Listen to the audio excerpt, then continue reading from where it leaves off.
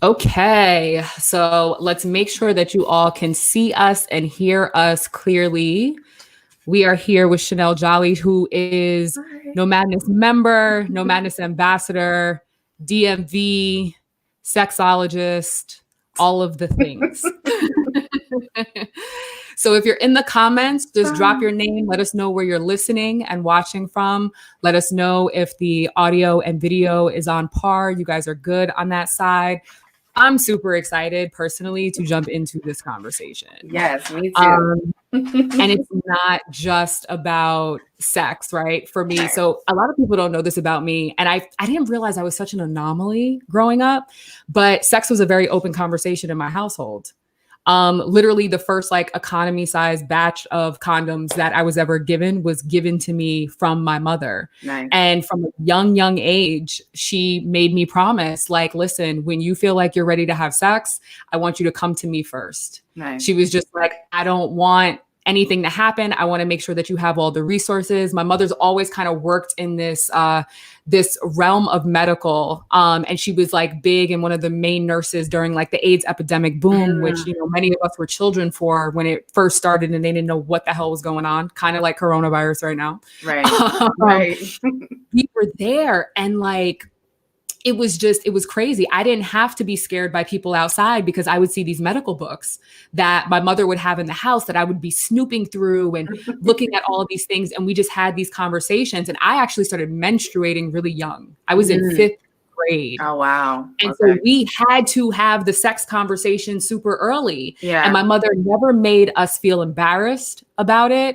We were able to talk about masturbation. We were able to talk about sex, talk about safe sex, talk about birth control, talk about all these things in my home. And it wasn't until I became an adult that I realized that I lived in a household that was like completely different from anything that anybody else had ever experienced, especially in the Black community. They were like, your mom was talking about what? Yeah. No, that's so true. Yeah. And I just, it's been amazing. It's been amazing. So is that your experience as well at home? How did you even get into this? Sexologist? What does that mean? Who are you? How did you get here? Like, let's run through the gamut. Seriously. Yeah. So basically, like, I'm an 80s baby, 90s kid, right? And I knew about sex very early. My mom did all of these, like back in the day, you did like teen pregnancy prevention classes and things like that. And she would bring me with her because, you know, I was like, what, 4 or something, and the rest of the family was busy. And so to keep me busy, she would, you know, have me hand out the pencils and the papers and the, you know, things like that. And I heard about sex over and over and over while she was talking to these teens, talking to these community groups and stuff like that. So the concept of sex was never like taboo or foreign or anything like that. So I really appreciate that as an adult, because it was never this thing that was so mysterious that I didn't know like what it was and things like that. So out of my group, you know, I was like the last one to have her sexual debut. I don't say lose virginity. Her sexual debut. I may take that now at 36 years old. Yes, I'm going to reinvent my sexual debut. And you can have a debut as many times as you want to. So I love it. And so how I got into this work, I actually started as a sex researcher first. I really wanted to, and I need to talk to you actually because you are the outlier, if I should say. My first study is about how women of African descent learn about sex and sexuality, and based on how they learn, their attitudes and behaviors towards sex and sexuality. So you have a different outlook on sex and behaviors towards sex than 90-something% of the women that I interviewed, because, you know, you have all these notions around, you know, what it's like to be a woman. What does womanhood mean? How do you navigate that? Your own body image. I mean, there's just so much wrapped into it. So that's how I started. And then I got into education and then presenting in classes and all that stuff. So I'm a complete nerd about it. Complete. I love it. I love it. When we were doing our prep, you also said that, like, kind of as an entry point for our audience watching, tribe watching, was to really talk kind of about the sciencey stuff and the nerdy stuff that are developments and kind of like what's going on right now with COVID-19. We're going to get into the nitty gritty. I know that some of you may be shy with this conversation. I'm not. And so I will be, yes, definitely, like, relaying all the questions. But for those of you who have comments, that questions directly for Chanel, please put them in the group. We'll be having them pop up. But yeah, so let's talk about now and this random thing that we are in with COVID-19. What do we need to know from kind of like the science and, as you put it, the nerdy perspective? Sure. So I realized that, like, it feels like this thing kind of popped up on us, right? And I think initially maybe people weren't thinking about sex because they're just trying to think about survival and what does this mean, and like work and money stuff. And some of us are still in that space. But as we, Maryland, I live in Maryland, DMV area, we're on lockdown until I don't even know when. So as you are home longer, you're going to start thinking about pleasure more, partnership, companionship, all that stuff. And so I want to make sure I have my notes. I'm a nerd, right? I told you. Yeah, go for it. But yeah, I just, as our normalcy keeps getting pushed further and further back, we're going to have to, like, pleasure is still a part of life. And so we just have to get creative. We have to use the tools that we have, and things like that. So as far as the sciencey, the actual hands-on stuff, right now we know that COVID-19 cannot be spread through vaginal fluids or semen. Okay. Now, I would have assumed that was a given. Personally, I'm like, oh, I can get it from kissing you and like you sneezing on me. I'm assuming from jump that we can get this transferred through sex. I'm actually super surprised on a personal level that that's the answer. Interesting. Yeah, that's what's popping up right now, is that is not the case. But you still can transmit it to one another through closeness. So it's kind of flipped, right? Like before it was like, oh, kissing is safer and, than actual intercourse, things like that. That was the reverse. Because intercourse technically is more safe than kissing. And kissing, obviously, because of droplets and breathing and the things that you can ingest. Now, I will say, if you participate in anal sex, I would refrain from that as much as possible, or make sure you use protective barriers, because COVID is in fecal matter. So anal sex is a little bit trickier, and you're more at risk for anal sex more so than vaginal intercourse. Yeah. Got it. Yeah. So I would just, of course, remain safe no matter what you do. But right now we know that kissing puts you more at risk for COVID-19 than intercourse. But being close together definitely heightens your risk. So stay home. Do not do any booty call, late night creep. I'm dating myself, but whatever the young people say. Whatever the young people say. You are one of those young people. Stop it. But yeah, and also if you have any other health conditions, any kind of respiratory illness, asthma, bronchitis, anything like diabetes, anything like that, you are at a higher risk. And I know we've been taking in news. I just want to reiterate that if you already have some other kind of condition, if you are a cancer survivor like I am, if like you just want to be careful no matter what. And most of the country anyway is somebody said, I'm sorry. I saw that in the comments. I don't know who the hell put that in there. I'm glad it says Facebook user, but that's hilarious. I'm gonna pop this up here right again. I told you, I was like, yes. No dick appointment. Pretty much. I mean, like pretty much. And it's unfortunate. I sorry to that man. Sorry to that woman. Sorry to those people. Like, sorry, no appointments right now. I feel for you because, as a pleasure-based sex educator, sexologist. I want people to have all the pleasure, but y'all got to stay home right now. Y'all just gotta. We got to stay home. Okay, so I'm single, right? Yes. I live by myself with my 2 cats, not to come across sounding like a crazy cat lady. Masturbation has always been on my docket since very young. Like I said, I've been very open about my body and understand my body. I know what I need. I know what I want. Sure. I appreciate men that venture off and find more things. Sure. But I have a pretty good knowledge base of my body. And so for me, like, because I kind of want to go down the different types of relationships right now. So let's start with like the single person. It's only you at home. I am also a physical touch person. So for any of you who have not read 5 Love Languages, I don't care if you're single in a relationship with one person, in an open relationship with 5, you need to go read the 5 Love Languages. One of my top, if not my top, is physical touch. Yeah. So for somebody, I even talk with my hands, like I can't help it. So for somebody like me who is open to masturbation and experimentation in these ways, is very physical touch oriented, what would be your suggestions for somebody like me? Sure. So I will start by saying that you are your safest sex partner right now during COVID-19. So this is everybody, actually, whether you're partnered or not, but single folks especially, you are your safest sex partner. So if you are a touchy-feely person, when I talk to people, I always like to talk about the senses. So since we're talking about touch right now, I would even play with like different fabrics and things that feel good on your skin, and just trying new things like that. I think that's really important.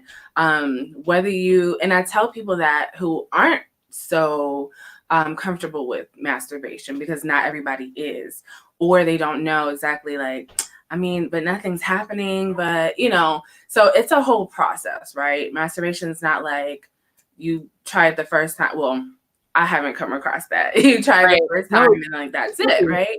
And then your body changes along the way. So like what may have worked when you were 16, at 26 and 36, they may be completely different things. So I always say like, like a new dress or like some new underwear. Like I always feel like things like that give you a different, walk, even if you're walking for yourself, give a little pep in your step kind of thing, little shoulder shimmy and whatnot. But I just think things like that. And then there's still ways to like be creative with yourself. Like, I think this is a perfect time to like try new things and explore new things, right? So like try watching a new type of video, or if you watch porn, not everybody watches porn, but like, try something else. Is this interesting? Oh, I thought about this thing, or I saw this thing once and I just don't know. Well, it's just you. Who gonna know? Just a you. New toy, even. I'm actually posting up this comment from a Bianca. Just saw a Facebook post that says that sales from sex toy shops are up. Yes. So this discussion should be interesting. So, Absolutely. People are trying to find ways. They're trying to find toys. They're trying to find some type of intersection between this, especially the single people, that are quarantined alone, because in my brain, I'm like, okay, I'm here by myself. I feel like all the people that are either cohabitating with their lovers or are married and live with their lovers, I'm like, oh, y'all are on the come up. Like y'all are straight, but that may not be the case. Yeah, totally. And I just wanted to shout out, if I could, there is a Black-owned husband and wife team in this DMV area that owns 2 adult stores in the area. One is in DC, one is in Maryland. They actually are doing like deliveries of sex goodies. So that's amazing. This is they're called Heart Desires. ART. Yep. Yeah. So this is somebody that, in this area, they would drop it to the door for you, like they take it real seriously. So I love them personally. So that's just a shout out. They also ship everywhere, but if you're in the DMV area, they can actually bring it to you. But as far as like couples and things like that, I think it's really a great time to like also be creative. I'm going to say that a lot during this conversation. There's so many ways to make sex fun. And there's How? ways to make sex fun without it being intercourse. Because when we talk Right. about the word pleasure, and this is what I call myself a pleasure advocate. Pleasure does not always equal intercourse. It does not always equal sex. It doesn't even have to be a sexual thing. Like Talenti, gelato is pleasure for me because it is on point. Okay. Same. You They're know, like mint is hitting. But this is great to talk about this because one of the questions that we have was like, if you can't kiss and it's not good to touch with your hands, what intimacy suggestions do you have for foreplay and to still get people in the mood? yeah, totally. So, has anybody heard of mutual masturbation? There's that, where this could involve being close and it could be involved over the interwebs and internet. Mutual masturbation basically is when both of you are turning each other on, and you are masturbating as a show basically for the other person. So you can have that person direct you. It could be a full show, a whole production, honey, and I'm here for the show. Or it can be, teaching them, this is what I like, things like that. And so I think that's always, and it also feels a little naughty sometimes, right? Because it's like, oh, there's this thing that we're doing over the internet that like, oh, I hope nobody sees, that kind of thing. But I think that Right. also brings out another little, a little side to people that I've talked to. Yeah. Right. Speaking of the sexual act for people who are in relationships, cohabitating, can COVID be sent to one another through sweat? And if so, is it a situation where if you do end up having sex with your partner, do you need to like immediately do the laundry, immediately strip the bed, throw everything in the laundry? Kind of like, what does that situation look like for those who have their in-house opportunities? Bless y'all. In-house appointments, right? I have not read anything regarding sweat in COVID-19. I can definitely do the research on that. And if any, I saw a fellow colleague that popped up in the comments, so she can definitely chime in on that. Now, I will say, if you are partnered with somebody who is leaving the house, maybe for essential work, to go for that grocery store run or whatever it is. Now, I do want you to take extra precautions there. I know people who, if they go out and they come in and they immediately drop clothes at the door, basically, and wash then. I would say precautions like that just to make sure that the droplets, they live on surfaces at different amounts of time. So you do want to be mindful of that. I will say, you're outside of you being your own safest sex partner, somebody that you're already living with, that you're already sharing the same space with, that's the next safest partner that you can have. So going back to what somebody said, no outside appointments. Don't go to the place. Ain't no spending the night. It's not spend the night. It's spending the night. There's no spending the night. Oh, I'm going to just pop over. Oh, I'm going to just, no, you're not. You're going to stay at home. Okay, please. Thanks. Because, we all have canceled so many things for the good of public health. So I will say, still make sure you're using your protective barriers as much as possible. Of course, you have external condoms that most people are used to. We call them external condoms. We have internal condoms. Let me do it YouTube style. Like a we have internal condoms. They're a little larger, but they still do the job. And you can also use internal condoms for anal sex as well. So that's also a barrier that you can use. Also have dental dams. Now, you were saying that these are a bit tricky to find. Dental dams are not as readily to find. Why is that? What is that? I think it's like from a production standpoint, even as educators, like we hold on. I know I've always held on to my little dental dams because, first of all, people hadn't even really heard of these a lot. But the thing is, they're just used as protective barriers for STIs and things like that. And it's also great for COVID because of the transmission through saliva. But if you don't come across a dental dam, you can use saran wrap. Just tear off a Okay. piece of saran wrap. Or you can cut an external condom in half or an internal condom in half and lie it flat, and it still works the same way. Okay. Okay. You Is don't there have to have the residue dental on dam a dental specifically. dam? Any type of, I mean, I don't want to know if residue is the right.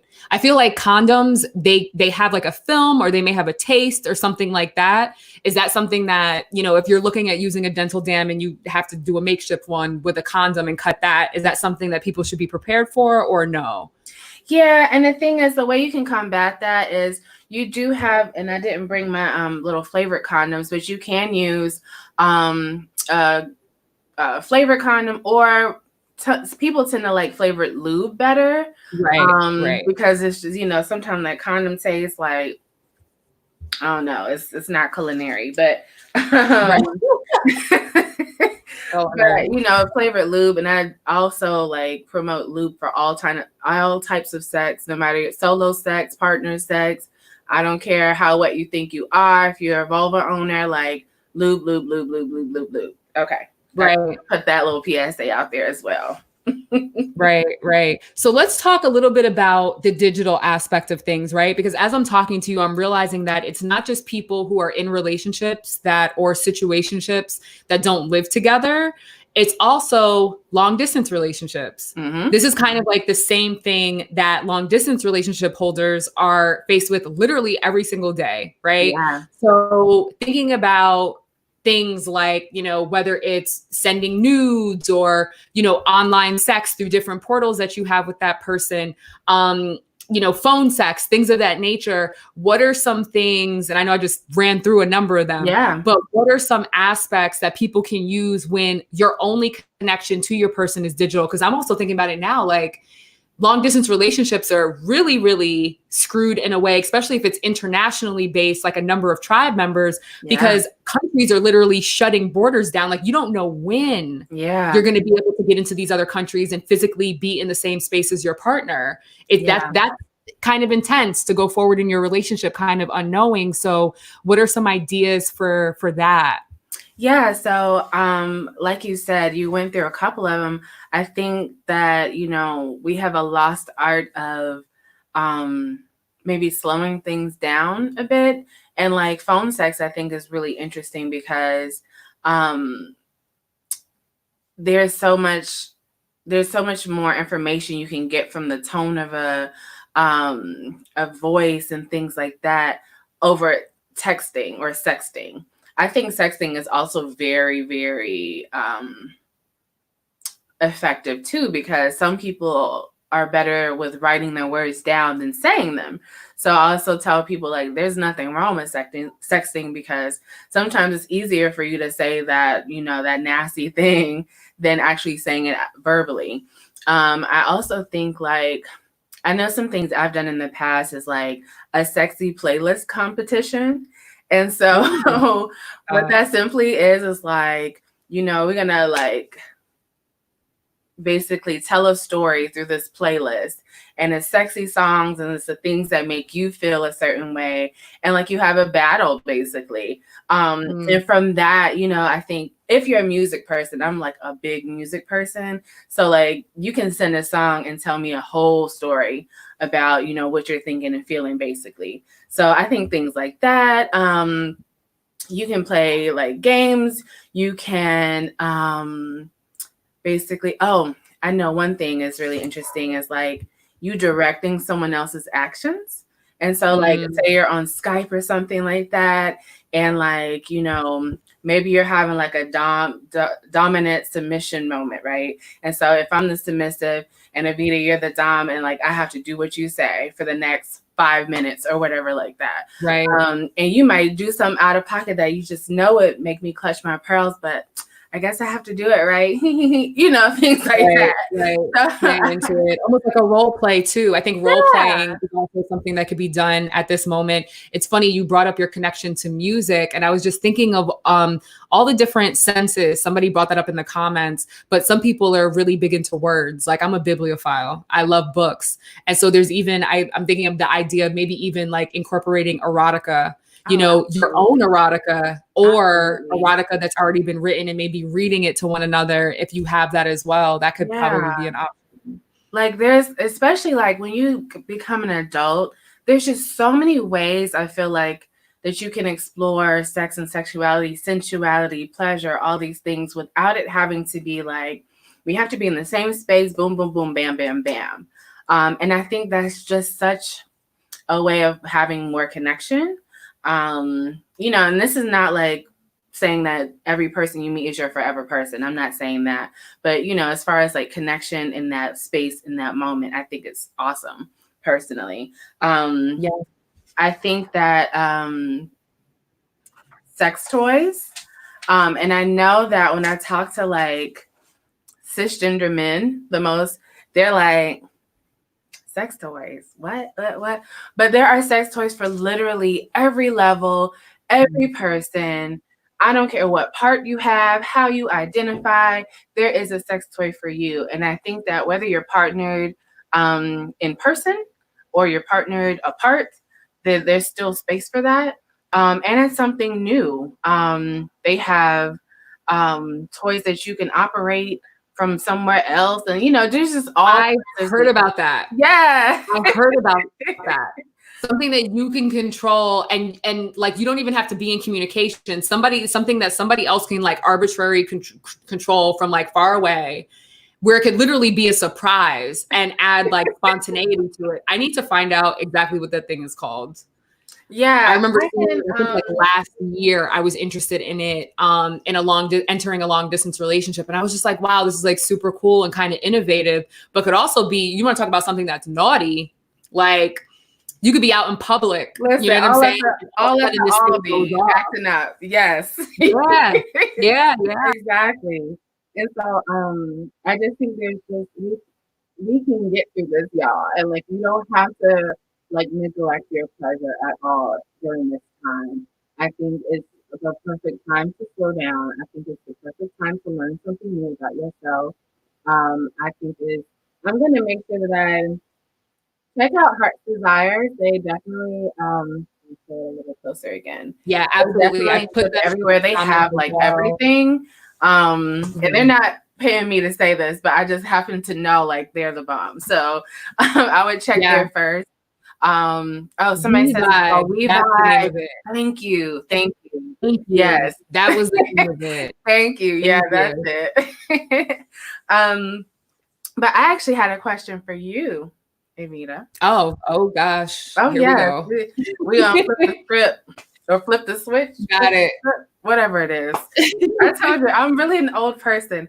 So I just have a question for everybody else. Like, is this the time to shoot your shot?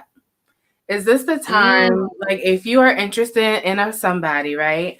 And that person looks interesting, and I think this is an interesting time for dating or meeting new people because you have to slow down, right? Yeah. You have to talk. You have to find something else going on. You cannot rely on, you know, person to person, in-person chemistry and let's go take it to the house. You can't necessarily rely on that. So I'm really interested in hearing your thought about, like, is this a good time for like sliding in DMs? Not with consent, please, people. Like, please don't do anything else, because I've seen some complaints out here. Please. Please.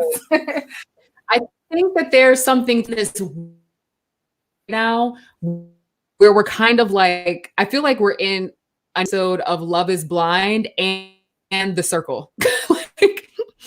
And if anybody has ever seen both of those shows on Netflix, you get what I mean. Like, The Circle reminds me of the quarantine. Like, we're talking through social media. We have to get to know people through social media. We can't leave the house at all. Everything's delivered to you. You'll be surprised if somebody pops up at your door. Like, we're literally living an episode of The Circle. And then when it comes to the relationship part, Love is Blind, it's like you have to talk. And a lot of people aren't used to talking. Like you said, that art of just like, listen, We need to slow down, get to know each other. And also, this quarantine isn't lifting anytime soon. So it's also, I feel like, going to funnel out a lot of the people who are just there for the physical, right? So there may be an opportunity in this moment to fish out the bullshit and really get to the guts of people that may potentially be interested in you. You just got to make sure you ain't being catfished. Because imagine like building up rapport with somebody over like 2 months in quarantine, and then you see them and they're not who they are. I would want to fight. That's gonna be the next reality show. That's gonna I be know, the next like reality catfish post I was quarantine. catfished I'd in be like, you quarantine. wasted my time for months talking to you. But yeah, I think that there's something to it. I think for the people who are serious about it, like I date with intention. I put myself out there with intention. And so I think for those of us that fall in that category, there is an opportunity here for us to take the moment to sit still, get to know people, whether it's on the dating apps, whether it's sliding in somebody's DMs respectfully, but, you know, to initiate. I think that there is an opportunity to really get to know somebody on these face chats and things like that, and not feeling the pressure of having to show up and show out for someone on like a first date, second date, third date. I think there is an opportunity, but I just think people have to be careful, because there's an opportunity for good, there's also people that are going to take advantage of that. Yeah, you know, and don't you hate that? Like, yeah, you know? This is the perfect time to like throw it back, you know, where you had to talk on the phone and do all that stuff, you know. You had to do that. Send me a letter, mail me a letter. People don't do, again, I'm a writer, bibliophile, right? So I love words. And so with that, it's like, write me a handwritten letter. Well, don't give anybody your mailing address to you don't need these people. But if you are in a relationship with somebody and y'all don't live together, or you're internationally inclined, I think this is a moment where you get back to the basics of love and of intimacy and partnership, and remembering that intimacy starts in the brain. Everybody thinks it's the genitalia, not like, it starts in the brain, and tapping back into that sense of intimacy and sensuality. For me, I would actually welcome that. I would. I think we're so tech heavy. I would welcome an accompaniment. If a dude wrote me a 4-page love letter and mailed it to me out of nowhere in the middle of the quarantine, are you kidding me? Like, they would definitely. Absolutely. I mean, I got like a card from a friend, one of my homegirls, and I was just overjoyed. And it was a simple little card in the mail. I wasn't expecting it. And I just was like, you know, it's little things, but it makes such a big impact. And, you know, we don't write letters anymore, and we don't have pen pals. And I think that would be really dope, especially in the time where, you know, we have the time to do it. And, you know, there's also time to be intimate with your platonic friends too, right? There's space for, because, you know, we hear intimacy and we think romantic, when it can be intimacy with, you know, whoever you are in relationship with. And I think it's important to reconnect, you know, those friends that you, girl, I'm gonna call you. And it just never, like, I know how adulting is it just never matches up, right? Well, now I know I have more time to actually talk to friends, and like, we do IG group chats, and, you know, have the wine and clink on the camera. I mean, it's a whole thing. And I think one thing I really do like is that people have created some joy out of this. And so that's why I want to make sure that you don't have to neglect your pleasure. You don't have to neglect your joy in this uncertain time. And it's also okay to feel away too. Yeah, absolutely. Honoring all of the feelings that come along with that. Speaking to this, let's talk about post-pandemic, right? One of the questions that we got was, are there any new precautions that we should be looking out for post-pandemic? Anything that we should know, any ideas that you have? I know when it comes to sexuality specifically, there's a lot of like general medical information that's coming out. I feel like the sexual information is kind of like its own tier that's not paid as much attention to right now. But yeah, is there anything that you recommend, any precautions to take once outside opens up again? Right. Because outside is all the way closed, honey, all the way. But I do think that you should take the same precautions that you do now as soon as it, when they say, whoever they is, when they say that outside is open again, that doesn't mean that everything has just stopped and cleared up and is gone and poof, pow, gone. So I do want people to still remain vigilant in caring for yourself and others, because the reason why we have the situation that we're in now is because we won't stay at home and we're not following rules. We're too close to one another and we're not social distancing and we're not doing all the things that we're supposed to do. So I think once they do open up outside, I still want you all, encourage you all to, remain safe, use protective barriers, talk about sex openly, meaning all of your statuses, things like that, getting tested, remaining with your health appointments and things like that. Now, this is assuming that you do have health insurance. I don't want to talk from, a very blanket statement. Not everybody has access to health insurance and testing, but there are resources available wherever you are. And if you need assistance with that, please let me know. I can find the place for you to go. Yeah. And definitely, I would definitely second that, and making sure, listen, your doctor's appointments for the ladies, the OBGYN, for your men, I'm thinking it's probably your primary care physician. Get all of those tests, stay on top of your appointments. I know I already pushed back my annual a couple weeks, but I'm not pushing it back again. I've already said that to myself, and like, I'm getting there, because it's just things that you just want to be on top of, especially sure that you are good to go when you can gallivant and kind of come back out on these post-internet quarantine streets. Right.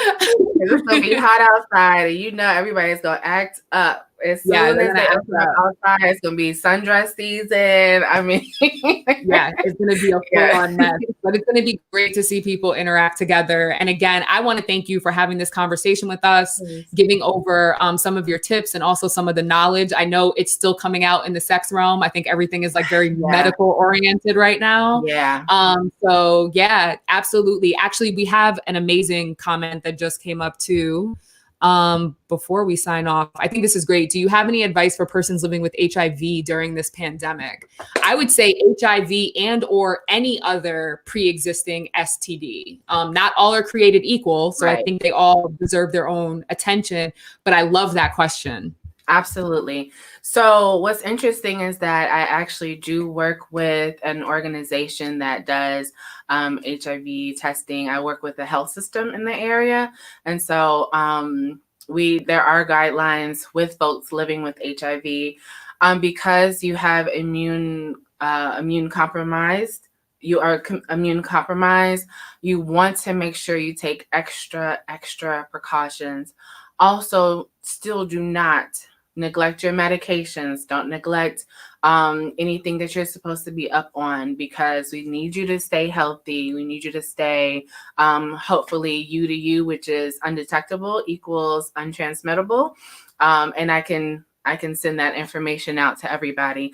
But because HIV is immune deficiency, you want to make sure that you take extra precautions. So if you're able to stay at home as much as possible, things like that. Like I also said, please make sure you're up on your ARTs, any kind of meds, any kind of protocols that you're on. You want to make sure if you are partnered, you want to make sure that your partner is on PrEP if they are not living with HIV, things like that. And if you are in the DMV area, please let me know. I can send you directly to the clinic that I work with, because we do walk-in testing. We do all kinds of things. So I have the connects for you. I don't want to take up all the time with each little thing. But yeah, just please, everybody needs to stay safe, because you can be asymptomatic. You cannot have symptoms of COVID and have COVID. And I think that's what is not clicking a lot of times, is that you can have it right now and not know it, go out, be in contact with somebody living with HIV, and then boom. You know what I mean? Yeah. So that's why everybody is telling you to stay home, because you just don't know who you are encountering. Yeah, no, that's real. The same person who asked that question just said, thank you so much. She's a linkage coordinator in Philly. Yeah, working to create a resource guide and best practices guides for people of color folks in the city. So you two should definitely connect. Please, thank you so much. Yeah, let's connect. Michaela. Yeah, please. Yeah, I think it's awesome. Again, thank you so much for your time. You said that you have giveaways. Wait a second, you have goodies. We got to figure out how we can like get this out to the people. I don't know if we're going to do it through comments. We'll figure it out because this stuff we'll figure it out. So y'all, I have so many condoms. And apparently there's a condom shortage right now. I have literally about it. Yeah, right before you sent me that link about the condom shortage, somebody else sent it, and I was like, wow, okay, well, I can make up for it. I just feel like I have so many. But I have condoms. I have external condoms, and these are external condoms. I have internal condoms. I have different packets of lubrication. Where are they? The little packets here, and it's quite a bit in here. Lube. I also have a few dental dams. I only have a few of these, but yeah. But yes, if you need condoms, external, internal, lube, please let me know because I don't want it with me anymore. So I will gladly ship it to you at no cost. I'm not asking for anything, please. Yeah.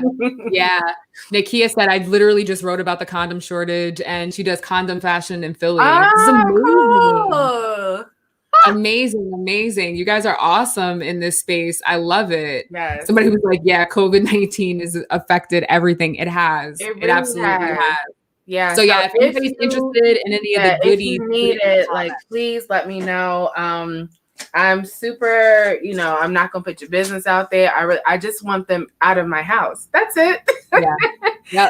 So we can be the link in the chain for that for anybody who wants it. Chanel, thank you so much for your time. Thank you. And for your point of view on this and for supporting everybody with the goodies that you have. I appreciate it. Thank you so much. Thank you. Stay safe, everybody.